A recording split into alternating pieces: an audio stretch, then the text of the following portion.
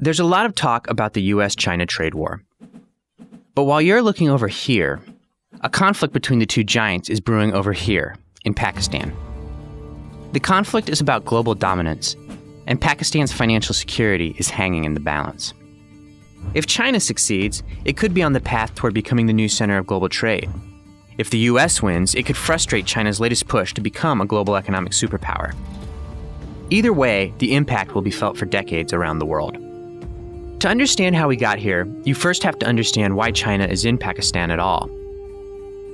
China is there to invest in infrastructure, part of an effort to show the region that a friendship with China brings tangible economic benefits. This falls under China's Belt and Road Initiative, aimed at building up China's global trade network. President Xi Jinping started it in 2013, and there are estimates that China plans to spend as much as $1 trillion on infrastructure projects in the next few years, across 68 countries. A couple things to know about the Belt and Road Initiative. First, many in the US view the initiative as a threat. The US still has the largest GDP in the world, but China is gaining ground. Take, for example, the fact that the US was the largest exporter of goods and services in the world, until 2013. China passed the US, and the two world powers have been neck and neck ever since. The second thing to know is that China is giving huge loans to countries it's investing in for the Belt and Road Initiative, and some recipients are not well positioned to pay them back. For example, China funded construction for a Sri Lankan seaport in Hambantota, but when Sri Lanka couldn't afford to repay, it reached a deal to give China the port on a 99-year lease. By loaning Sri Lanka money it couldn't afford to pay back, China secured a port on a potentially strategic maritime trade route. Some people have dubbed this type of loan debt trap diplomacy, and worry China could do it again. So where does Pakistan fit into all of this? China's biggest Belt and Road project is taking place there. The plan is to build up Pakistan's infrastructure on a grand scale. Once completed, China could use these highways, ports, railways, and pipelines for efficient access to the entire Indian Ocean, and continue to supplant the US in Pakistan.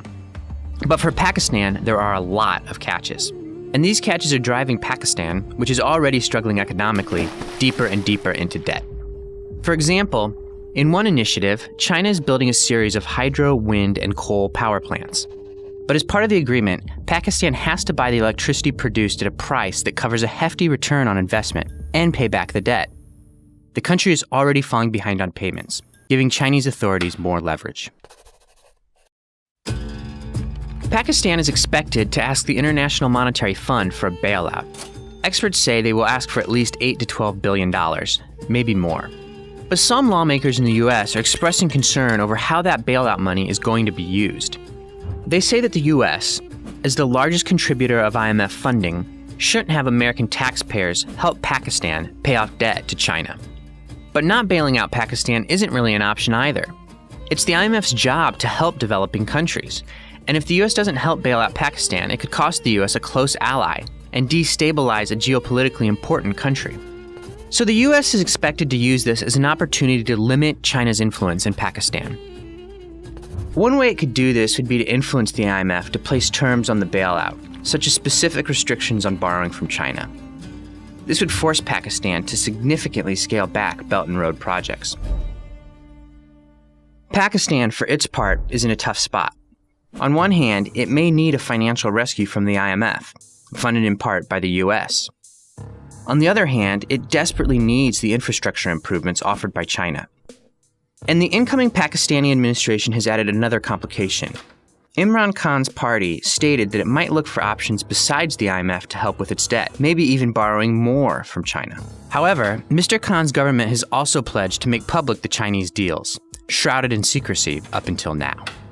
If the US comes out on top, it could start to discredit China's Belt and Road Initiative. Future countries might be hesitant in accepting Belt and Road money, slowing China's expansion. If China comes out on top, it's closer to its goal of displacing the US and becoming the new center of global trade. These issues will come to head in a few weeks, as Pakistan is rapidly running out of foreign exchange reserves. When that time comes, it could amount to a battle between the US and China. A battle for the #1 spot as a worldwide superpower.